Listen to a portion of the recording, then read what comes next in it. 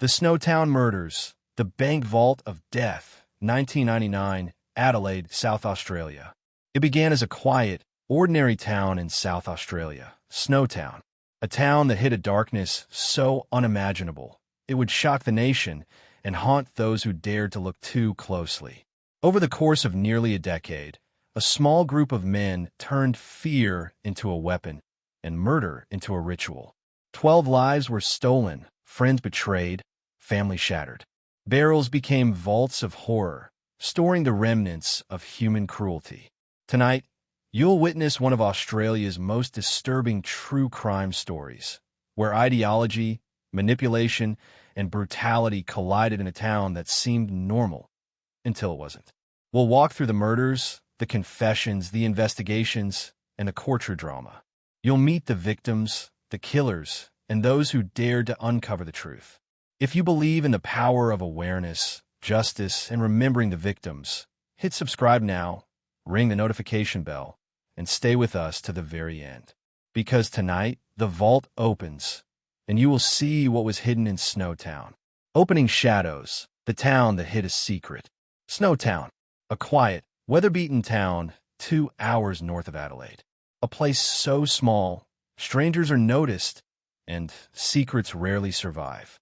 But in 1999, detectives pushed open the rusted door of an abandoned bank and stepped into Australia's darkest nightmare. Inside a seal vault, they found barrels.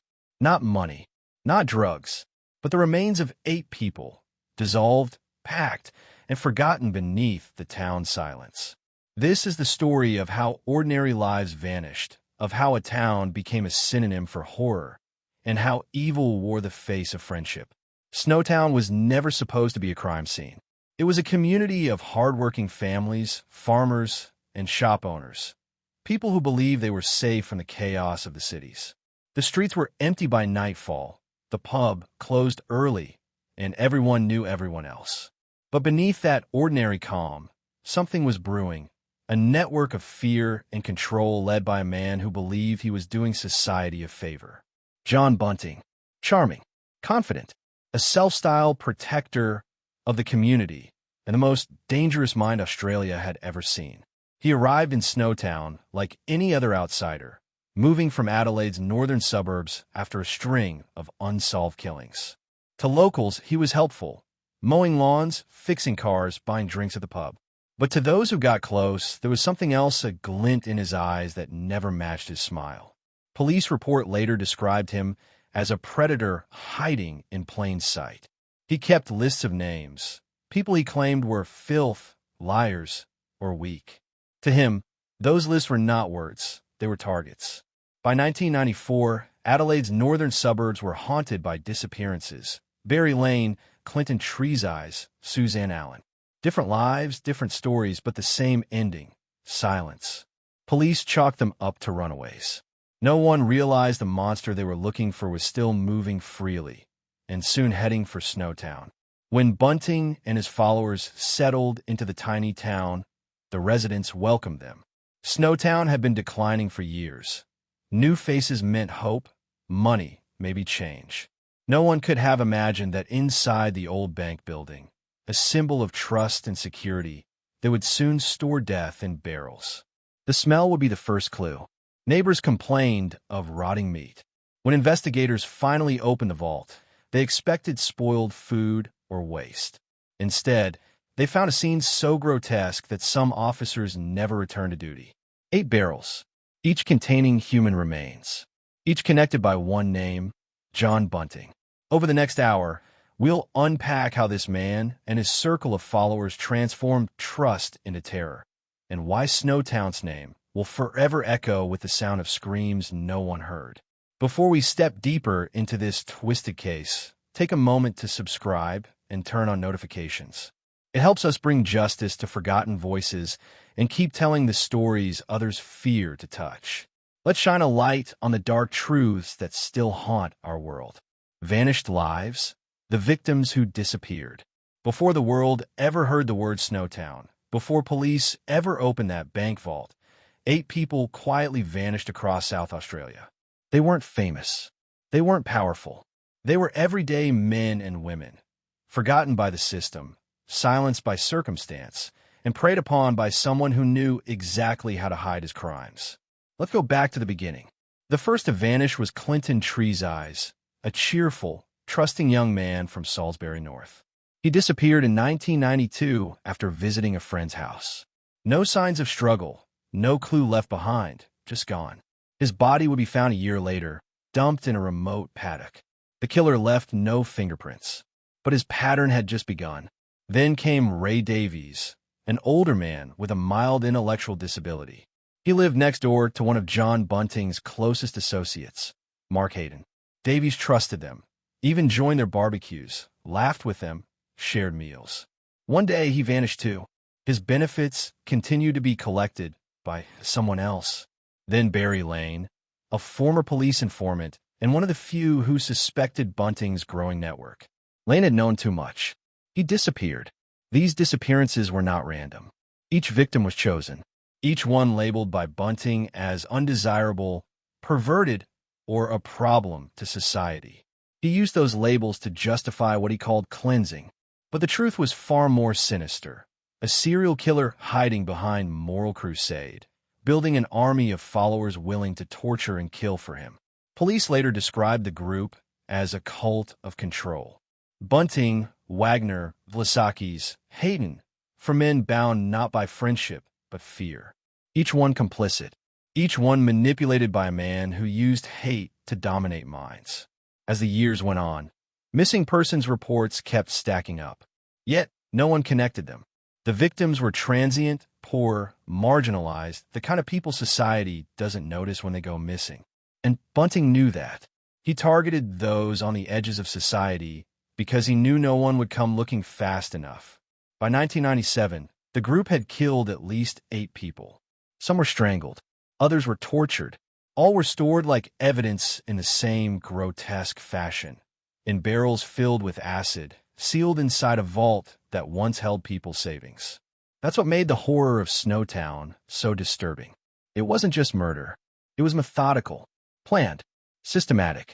These were human lives, sons, daughters, brothers, and friends who vanished without goodbyes. Behind every name on Bunting's list was a story, and a family still waiting for answers. And in those missing person reports, investigators would later find the breadcrumbs that led them straight to Snowtown's vault of death. If you believe every story deserves to be told, every victim remembered, take a moment to subscribe and share this documentary. Because when we stop talking about cases like Snowtown, we allow the darkness to win. We won't let that happen. The architects of evil. Every monster has a beginning. And in the case of Snowtown, evil didn't rise overnight. It was built, piece by piece, by a man who understood how to twist weakness into loyalty and hate into obedience. His name was John Justin Bunting. To the world, he looked ordinary, short, stocky, calm-spoken, the kind of man you'd trust to fix your car or lend a hand. But behind that calm exterior lived something cold and methodical, a mind obsessed with cleansing, control, and punishment. Bunting's story began in the suburbs of Ingle Farm, Adelaide. He'd grown up surrounded by instability, violence, poverty, ridicule. And somewhere in that chaos, he developed a deep hatred for anyone he deemed different or corrupt. He became vocal, too vocal, about what he called cleansing society. In the early 1990s, Bunting began forming what would later become known as the Snowtown Group, a circle of men drawn not by friendship, but by shared anger. There was Robert Wagner, quiet, brooding, fiercely loyal. Mark Hayden, who played the part of the laid-back neighbor, but would soon become a silent accomplice. And later, James Vlasakis, a young man from a broken home, desperate for belonging and approval, something Bunting used like a weapon. Together, they became the architects of evil. And at the center of their twisted fellowship stood Bunting, the manipulator, the enforcer, the self-proclaimed protector of society. To understand Snowtown, you must understand how Bunting controlled. He didn't lead with violence at first. He led with charisma, a dangerous, intoxicating mix of confidence and righteousness. He would sit in the living room with his followers and rant about cleansing the community of pedophiles, drug users, and those who didn't fit in. He created an us versus them world, and in that world his word was law. Soon, those rants turned into actions. He began compiling what he called his hate wall. On it were photos and names of people he despised, real or imagined offenders. To his followers, it felt like justice. But in truth, it was a kill list. This was not just a group of killers. It was a hierarchy built on manipulation and fear. Bunting convinced his circle that they were doing society a favor, that their crimes were acts of cleansing, not cruelty. He twisted morality until murder became mission. Robert Wagner once said during interrogation, he told me it was right, that we were helping people. That one sentence reveals everything. These weren't cold-blooded assassins from birth. They were shaped, engineered by a man who made them believe that evil was virtue. By the mid-1990s, the group was unstoppable. They killed with purpose, strangulation, torture, and psychological control. They kept trophies, forged documents, and continued to claim welfare payments from the dead. Every killing was methodical, every disappearance deliberate. But beneath their unity, cracks were forming. Some members feared Bunting. Others began questioning how far he'd go. But none dared to challenge him, because in his world, questioning him meant joining the list. Looking back, psychologists say this was a textbook case of coercive cult behavior.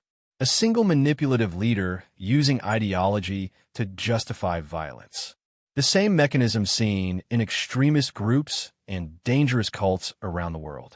What began as talk in a living room soon became an organized campaign of terror.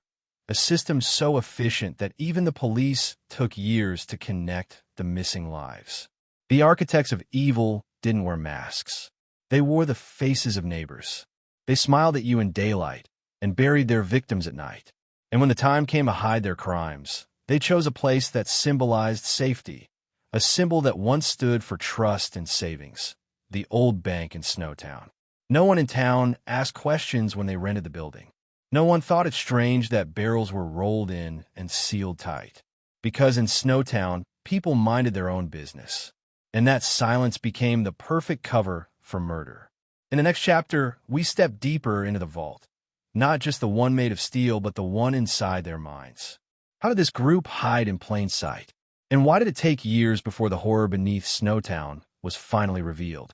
If you're committed to uncovering the dark truths that history tried to bury, take a moment to subscribe and share this episode. Your support keeps these stories alive and ensures the world never forgets what happened in the Vault of Snowtown. The Vault of Secrets. Every investigation begins with a question. But the one that led to Snowtown's vault started with something small, a single welfare check. It was May 1999, and a social services officer noticed something odd. Payments were still being collected for people who hadn't been seen in years. No calls, no letters, no proof of life. To the outside world, they were just names on a list. But to the police in South Australia, those names began to whisper the outline of pattern. The file landed on the desk of Detective Sergeant Greg Stone. He'd worked dozens of missing persons cases, most of them forgotten after a few months. But this one felt different, tangled, inconsistent, wrong. Several of the missing had connections, shared addresses, overlapping acquaintances, and a few shared phone numbers that all led back to one man, John Bunting. At first, investigators didn't suspect murder. They thought Bunting and his friends were committing identity fraud, cashing welfare checks from the missing to stay afloat. The idea of a serial killing network seemed unthinkable, too extreme for a place as ordinary as Snowtown. So, they began quietly tracking his movements. Surveillance. Interviews. Neighbors described Bunting as helpful, friendly, and protective. But a few mentioned something darker, a smell. A smell that drifted from the old bank building every now and then, sharp and foul, like decaying meat. Police arranged to inspect the bank. No one expected what they'd find. The building had been closed for years, its vault sealed, its air heavy and stale. When officers arrived, the tenants, Mark Hayden and Elizabeth Hayden, acted nervous. They said the barrels were full of animal waste and old film chemicals. The officers noted it but left, promising to follow up. Then came the second visit. This time they brought warrants. The vault door was heavy, rusted from years of neglect. It took 2 men to force it open. And the moment the seal broke, the smell hit, thick, sickening, undeniable. Inside were 6 barrels, sealed with industrial lids. The first was opened slowly, cautiously, and what they saw changed the course of Australian criminal history. Floating inside was a human foot, then a torso, then bones, dissolved in acid and oil. The officers froze. Some gagged. One left the room, unable to continue. They radioed in backup and sealed the building. What had begun as a fraud investigation had just become one of the most gruesome crime scenes in the nation's history. Forensic teams swarmed the small town. Snowtown, with its few hundred residents, became the center of a global storm. Reporters arrived. Roads were blocked. Locals stared in disbelief as police carried barrel after barrel out of the old bank. By the end of that day, the number of victims found in Snowtown rose to 8, and investigators quickly realized that was only part of the horror. DNA analysis, fingerprints, and interviews began painting a horrifying map that reached far beyond the town's borders, back to Adelaide, to suburbs where people had disappeared years earlier. The vault had simply been the final resting place. One officer later said, "The vault felt alive, as if the walls themselves were watching." For months, the evidence continued to pour in: photographs, handwritten notes, and the victims' stolen IDs. Bunting's meticulous record-keeping would become his downfall. But at that moment, the question remained: how many more victims were there? And why had no one seen this coming? Snowtown wasn't just a crime scene. It was a mirror held up to society, reflecting the cracks in how we see evil, trust neighbors, and ignore the forgotten. And as detectives traced the origins of each barrel, one truth began to take shape. The vault wasn't just a hiding place. It was a timeline, a story of manipulation, hate, and death sealed away from the world. In the next chapter, we follow the investigators as they piece together the puzzle that led back through years of vanished lives, and into the chilling psychology of a man who believed he was chosen to decide who lived and who died. If stories like this remind you why truth must never stay buried, take a moment to subscribe and share. Because every time a story like Snowtown is told, we bring justice a little closer to those who never had a voice. Tracing the trail of death. When the vault doors closed for the final time that day in May 1999, the shock hadn't yet sunk in. But as evidence began to pour into the crime lab, a horrifying picture started to form. One that reached far beyond Snowtown's quiet streets. The barrels had names. The DNA matched missing persons, some gone for years, others only recently vanished. And the thread connecting them all led straight back to one man, John Justin Bunting. Police traced property records, bank statements, welfare payments, and phone logs. Every clue pointed to a chilling network of deception and death, stretching back to 1992, 7 years before the vault's discovery. The pattern was unmistakable. People went missing, their benefits kept flowing, and their names were erased from existence. But this wasn't about money alone. Investigators soon realized the motive went deeper, darker. Bunting believed he was waging a personal war, a campaign of cleansing. He targeted people he deemed unworthy, the weak, the vulnerable, anyone who didn't fit his twisted moral code. Among his earliest victims was Clinton Trezise, a young man last seen in 1992. His body was discovered in 1994 in lower light, beaten beyond recognition. For years, police had no leads. Now, in light of Snowtown, the puzzle piece finally snapped into place. Then came Ray Davies, a man with developmental disabilities who had been living in a shed behind a friend's house. He vanished without a trace. The friend who reported him missing? Mark Hayden, one of the men now under arrest. Detectives began connecting names, victims, suspects, and locations. From Adelaide's northern suburbs to the isolated farmlands of Murray Bridge, every lead painted the same chilling pattern. Bunting and his circle, Robert Wagner, James Vlasakis, and Mark Hayden, had systematically lured, tortured, and murdered at least a dozen people. Forensic specialists examined each barrel. Every single one contained fragment of human lives: bones, teeth, clothing, jewelry, even notes documenting the crimes. The killers kept meticulous records, labeling victims by slurs, mocking nicknames, or crude justifications for their deaths. One page simply read, "He deserved it. We fixed him." Investigators were horrified not just by what they found, but by the psychological coordination behind it. These weren't impulsive killings. They were calculated, ritualized, and built on shared delusion. As one detective later said, they treated murder like a job: planned, rehearsed, executed, and archived. The Snowtown murders weren't just the work of one man. They were a network of cruelty where friendship became conspiracy and silence became survival. Neighbors described how the group seemed inseparable. They shared meals, beer, jokes. But beneath that ordinary surface was an invisible hierarchy, with Bunting as the unquestioned leader. He controlled them through fear, charisma, and ideology. Robert Wagner was his loyal enforcer, brutal and unquestioning. James Vlasakis, the youngest, was manipulated and coerced, drawn in by false acceptance. And Mark Hayden, the man who helped store the barrels, became the keeper of the vault. By late 1999, the web of lies began collapsing. Phone records placed the men near multiple disappearance sites. Welfare payments were traced to Bunting's own accounts. And inside the bank, one final note sealed their fate: a list of names coded, some already crossed out. Police realized the meaning. The uncrossed names were future targets. The Snowtown vault wasn't just evidence. It was a death ledger, a physical record of a decade-long reign of terror. The deeper the investigation went, the harder it became for officers to process the cruelty. Some were pulled off the case due to trauma. Others refused to speak publicly for years. One forensic officer later admitted, "The smell never leaves you. It lives in your hair, your hands, your mind. You can wash it off, but it comes back in your dreams." The case tore through Australia like a storm. The headline screamed, "Bodies in Barrels, Australia's most gruesome crime."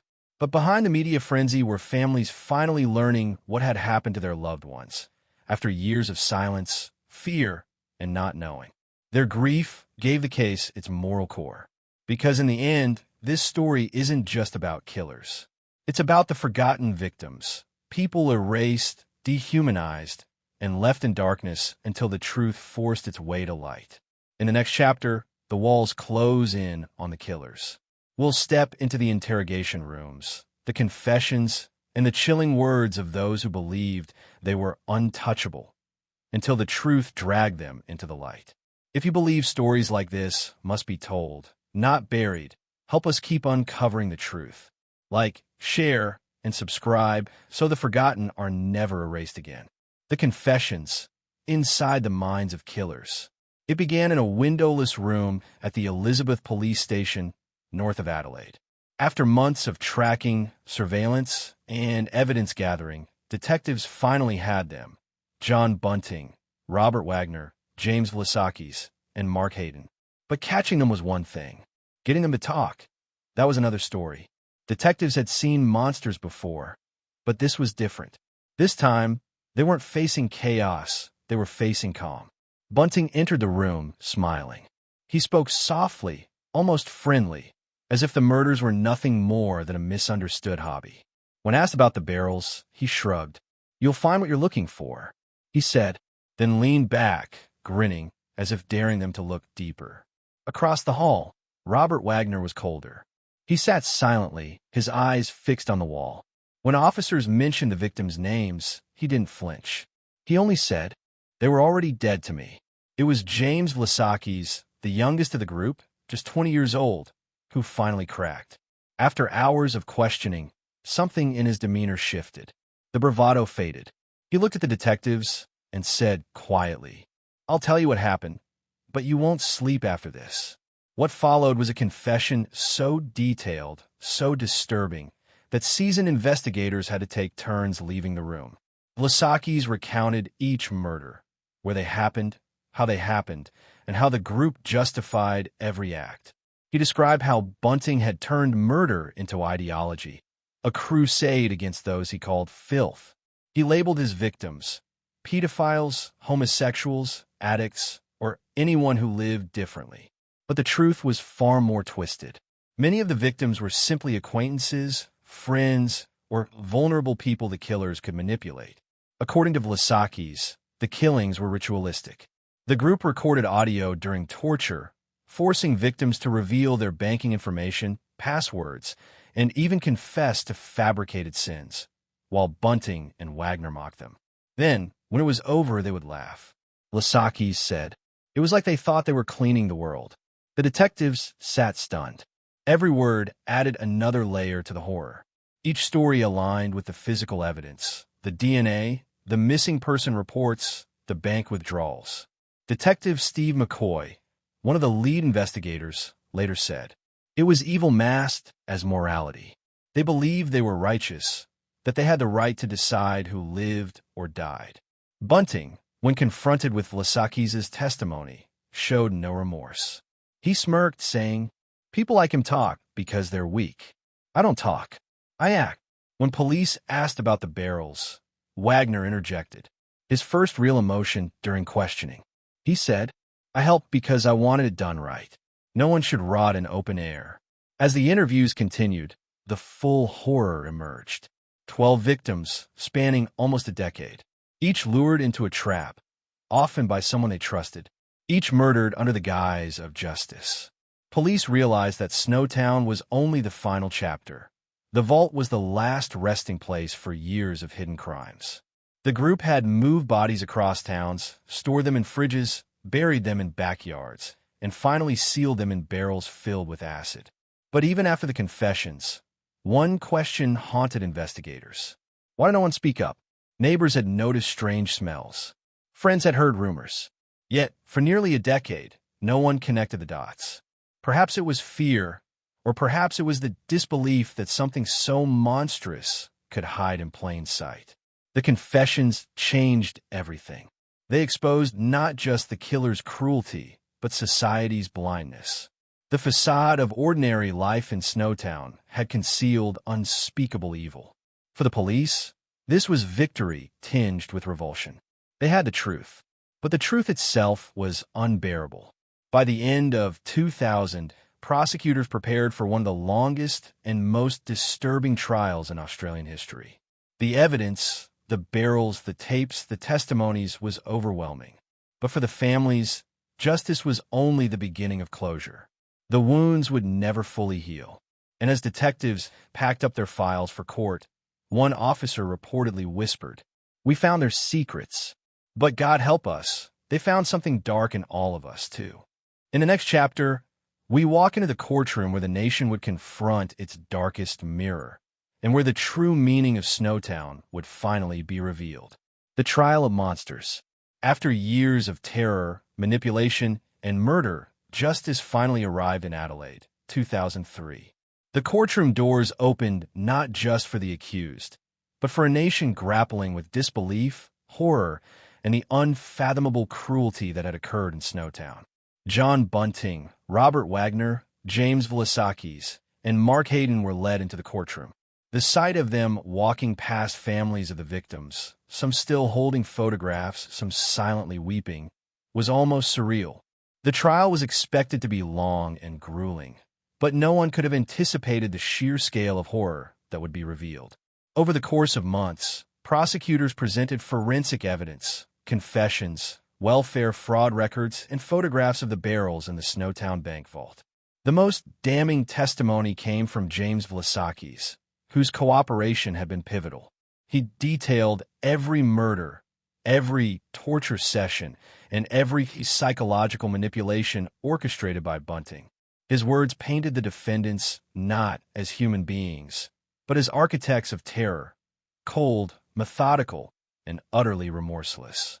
Bunting's defense tried to frame him as misunderstood, as someone trying to cleanse society.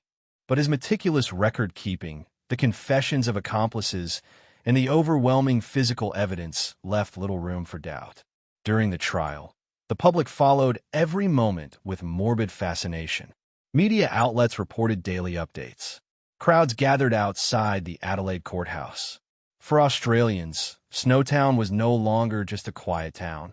It had become a symbol of how darkness could hide behind the ordinary.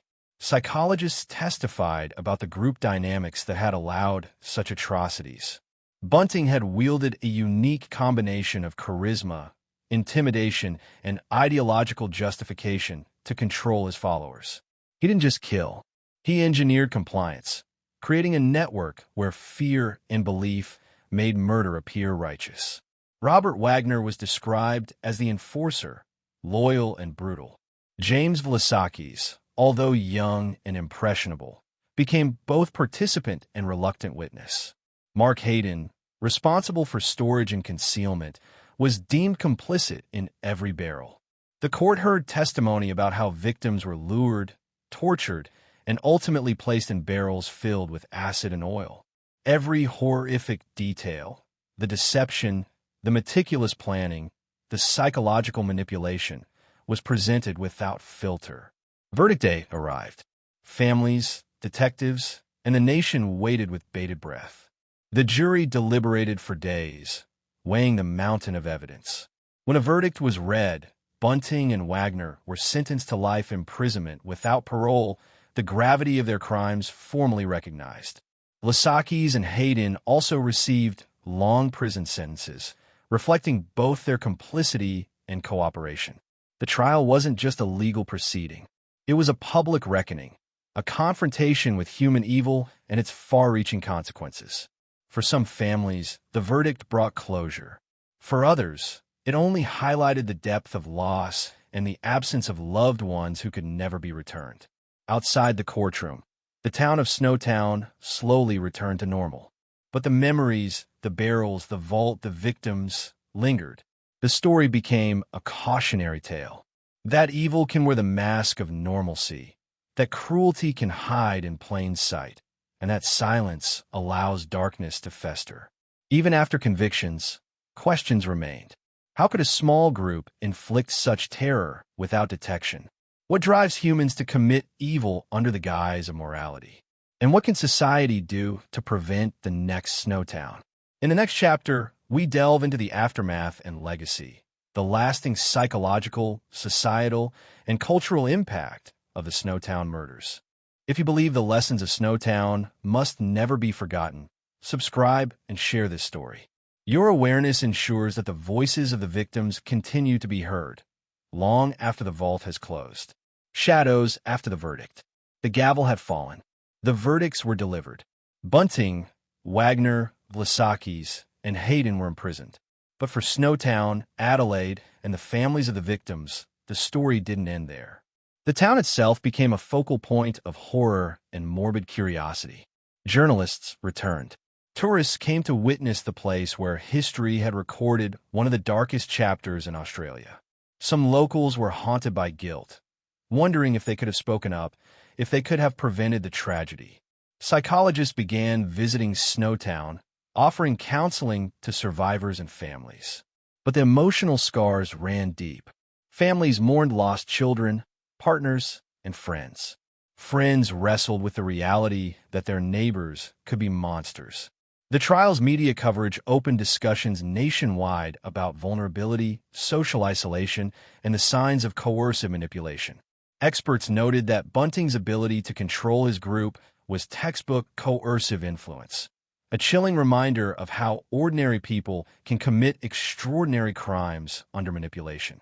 In the years that followed, investigators revisited other unsolved cases, questioning whether Bunting's network extended beyond Snowtown. Though no further victims were confirmed, fear lingered, a reminder that evil often leaves traces we can't always see. For the survivors who had witnessed parts of the group's crimes or been coerced into participation, life was never the same. Some entered witness protection, others were shunned by their communities, and all carried the weight of complicity, voluntary or forced. Schools, local organizations, and law enforcement agencies used Snowtown as a case study. They examined psychology, social networks, and early warning signs, aiming to prevent similar horrors. Yet, the community remained divided. Some wanted to forget, erase the name of Snowtown from history. Others believed remembering was crucial, a warning to never ignore the cracks in the everyday fabric of society. Even after the trial, small mysteries lingered. How many victims had truly gone undetected? Had Bunting's ideology influenced others beyond his inner circle? And would another town, another small community, be susceptible to the same darkness? For the nation, Snowtown became a mirror, showing the fragility of trust, the consequences of silence, and the terrifying power of one manipulative mind. It forced Australians to confront the uncomfortable truth. Evil often walks quietly, disguised in ordinary faces and familiar places. And yet, in the shadows, there was resilience. Families, counselors, and journalists worked tirelessly to ensure the victims' stories were never forgotten. Memorials were erected. Charities were founded. And in these acts, Snowtown's victims gained a voice louder than the silence that had once surrounded them. In the next chapter, we explore the psychological profile of John Bunting and his followers, uncovering the mind behind the horror and the disturbing factors that allowed such crimes to thrive unnoticed. If these stories make you pause and reflect on the fragility of society and human nature, subscribe and share. Every view helps ensure the victims' voices are remembered, and the lessons of Snowtown are never forgotten. Inside the minds of killers. Understanding Snowtown requires more than knowing what happened. It demands understanding why. John Bunting was not a mindless killer. He was a master manipulator, an orchestrator of cruelty whose methods reveal terrifying truths about human psychology. Psychologists who studied the case noted a combination of traits rarely seen in ordinary criminals. Charisma that drew followers in, ideological obsession, convincing them they were serving a higher purpose, emotional detachment, allowing him to rationalize murder as morality. Bunting's followers, Wagner, Hayden, Vlasakis, each played a distinct psychological role. Wagner, enforcer, willing to execute acts without hesitation. Hayden, facilitator, maintaining logistics, hiding evidence, preserving secrecy. Vlasakis, the impressionable, malleable youth, drawn in by a desperate need to belong. Together, they formed a coercive network, each individual reinforcing the other's behavior. Bunting's ideology was simple yet insidious. The world is corrupted. We cleanse it. This warped worldview provided justification for unimaginable acts. The group's moral compass didn't point toward empathy. It pointed toward obedience and loyalty to Bunting. Experts call this groupthink under coercion, a psychological trap where dissent is suppressed, fear is normalized, and morality is rewritten. Vlasakis, in interviews years later, admitted, "I knew it was wrong, but in that room, it felt like right. He made it feel like I had no choice." Bunting's manipulation extended beyond threats or violence. He created a sense of identity and belonging, making his followers believe they were part of something meaningful, heroic even. This combination of fear and purpose made them nearly untouchable for years. The psychology of the killers explains not just their actions, but the community's blindness. Ordinary people could not imagine such evil hiding behind the face of a neighbor, a friend, or a mentor. Snowtown's murders also reveal how control and secrecy can escalate violence. What may begin as intimidation or small crimes can spiral into systematic murder when guided by a manipulative leader. Forensic psychologists emphasize that Bunting's ideology was both rigid and adaptive. He adjusted narratives, shifted blame, and instilled fear, ensuring the group remained obedient. Even minor doubts were punished subtly, reinforcing submission.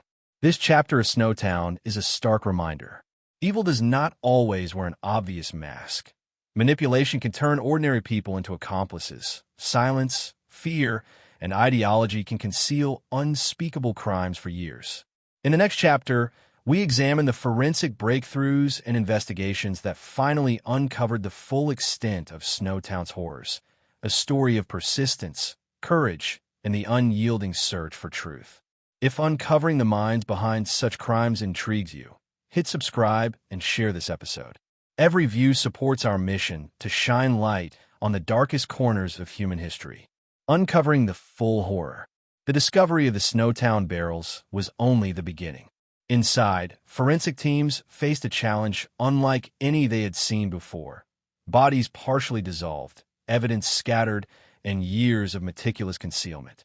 Each barrel had to be carefully documented.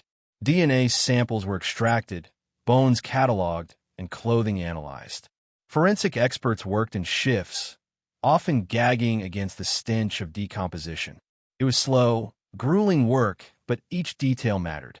Investigators traced victims back to Adelaide, suburbs, and small towns across South Australia. Every missing person report from the 1990s was cross-referenced. Bank statements, phone records, and social welfare documents painted a timeline of deceit, manipulation, and murder. The team uncovered chilling patterns.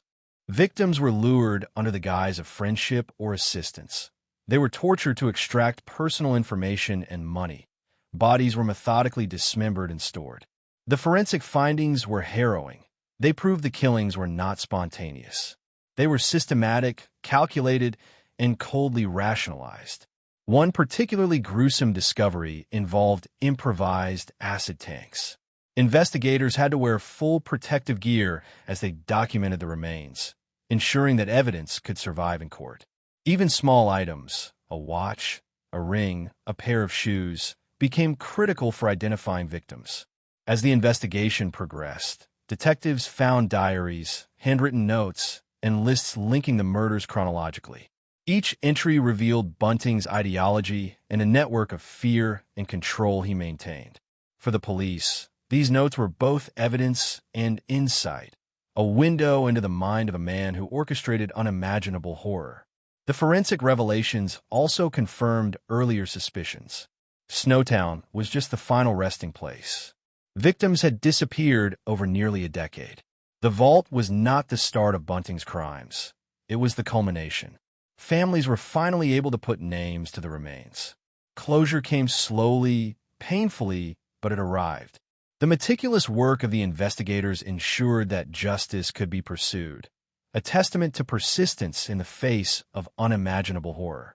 Yet, even as the forensic teams cataloged evidence, one truth became painfully clear. The scale of cruelty was matched only by the normalcy that had hidden it for so long. Neighbors, friends, and acquaintances had missed signs that, in retrospect, were obvious. Snowtown's case became a global example of how careful documentation, forensic persistence, and investigative collaboration can uncover even the most deeply buried crimes. It also became a grim reminder that evil often hides in plain sight, waiting for society to notice. In the next chapter, we examine the aftermath of the investigation, the societal impact, the victims' families, and how Snowtown's legacy continues to shape law enforcement and community awareness. If following the uncovering of Snowtown's horrors has kept you on the edge of your seat, subscribe and share. Your support ensures that the stories of victims and the lessons of justice reach a wider audience. Aftermath and legacy. With the trial concluded and the killers behind bars, the town of Snowtown faced a new reality, one filled with grief, reflection, and an urgent need to understand what had happened in their community. Families of the victims were left to process the unimaginable loss. The pain of knowing loved ones had been deceived, tortured, and murdered lingered like a shadow over Adelaide and surrounding towns. For some, closure came slowly, through painstaking identification of remains and finally understanding the fates of their missing relatives. Counselors and psychologists worked tirelessly with families and survivors, addressing trauma, guilt, and fear. Even the investigators, who had uncovered the evidence, required support. The images, smells, and testimonies left permanent marks. The media coverage continued long after the trial, turning Snowtown into a symbol of both horror and vigilance. Documentaries, books, and news reports reminded the public of the fragility of trust and the dangers of ignoring warning signs. Educators and law enforcement used the case to teach community awareness, coercive control, and early detection of manipulative networks. Some community members struggled with shame or disbelief. Questions of, how could we have missed this, haunted them. But others channeled the tragedy into action, forming local watch groups, supporting victims' families, and advocating for stronger protections for vulnerable individuals. The psychological lessons of Snowtown also resonated globally. Bunting's manipulation techniques, the groupthink, and the methods of coercion became case study for law enforcement and criminologists. They offered insight into the warning signs of manipulative criminal networks and how ordinary people could become complicit under influence. Memorials were established for the victims. Stories were told in classrooms, documentaries, and lectures. And through these acts, the voices of those lost in the barrels finally gained resonance, louder than the silence that had once concealed them. Yet, Snowtown remains a cautionary tale. It reminds society that evil can hide in plain sight, that vigilance matters, and that the most ordinary places can harbor extraordinary darkness. As Australia slowly healed, the legacy of Snowtown became clear. It is not only a story of horror, but also a story of resilience, of communities confronting evil, of families seeking justice, and of society learning hard, unflinching lessons about human nature. If hearing the aftermath of Snowtown has left an impression, take a moment to subscribe, share, and comment. Every interaction helps ensure that the victims' voices endure, and that the lessons of history guide us toward a more vigilant, compassionate society. Closing reflections. Years have passed since the Snowtown murders were uncovered. The killers are behind bars, the victims finally identified, and justice formally served. Yet the questions remain, haunting, unresolved, and chilling. How could such evil operate undetected for so long? Were there warning signs that went unnoticed, dismissed, or ignored? Could the cycle of manipulation and violence ever repeat in another quiet town? For the families, the legacy is both sorrow and remembrance. The grief remains, but so does the resilience, a determination that the lost will not be forgotten, that the lessons of Snowtown will endure. Psychologists continue to study the case, unraveling the mechanics of control, fear, and ideology. For criminologists, Snowtown remains a grim textbook, a warning about the power of coercion and the susceptibility of individuals to manipulation. The town itself has slowly healed, yet the shadows of history linger. Memorials honor the victims, educational programs teach the dangers of silence, and the story is told repeatedly, not to sensationalize, but to remember, to warn, and to educate. As we close this story, it's impossible to ignore the human element. The victims, once invisible, are now remembered. The families, once shattered, are finding ways to heal. And society, once blind, is being reminded that vigilance, empathy, and courage are the only shields against hidden evil. Yet, for all that has been revealed, Snowtown still leaves us with lingering unease. How many stories remain buried in ordinary towns? How many acts of evil go unnoticed because we assume the world is safe? And, perhaps most chillingly, what might happen if we fail to pay attention again? The Snowtown murders were more than barrels, more than victims, more than criminals. They were a lesson, stark, unflinching, and eternal. That evil can hide behind normalcy, that silence can be deadly, and that the courage to confront darkness is essential. If the story of Snowtown has moved you, subscribe, share, and comment. Your engagement ensures that the voices of the victims are never forgotten, and that the lessons of history continue to echo for generations. Fade out, the Snowtown murders, the bank vault of death. The Snowtown murders are over in the courtroom, but the echoes remain. Families mourn, the town remembers, and society reflects. We've seen evil hidden in the ordinary, manipulation that turns humans into accomplices, and the devastation left behind. But remembering is powerful. It prevents history from repeating itself. If this story moved you, subscribe, like, and share. Leave your thoughts in the comments, because every voice matters. Every voice honors the victims and helps shine light into the shadows. And remember, evil often hides in plain sight. Stay vigilant, stay aware, and stay with us, because the stories that follow may be even closer than you think.